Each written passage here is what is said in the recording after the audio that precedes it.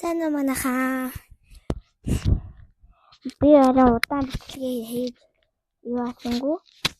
За өнөөдөр болохоор харамсахгүй байхын тулд гэдэг эхийг уншина.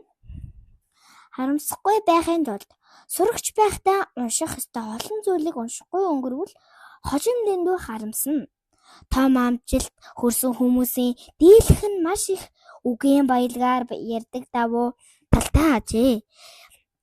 Тэд яаж тийм их үгийн утга мэдэж сайн ярьж чаддаг юм бол тэд маш их ном уншдаг л байгаа юм.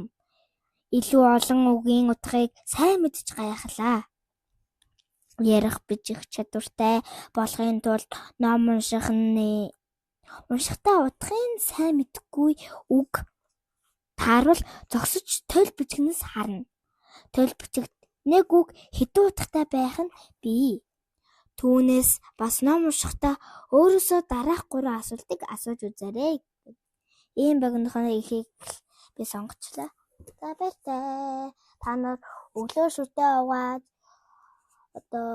бас орой шүтээ угааж бас нүүр гараа угааж таад сэрээд байгаарай.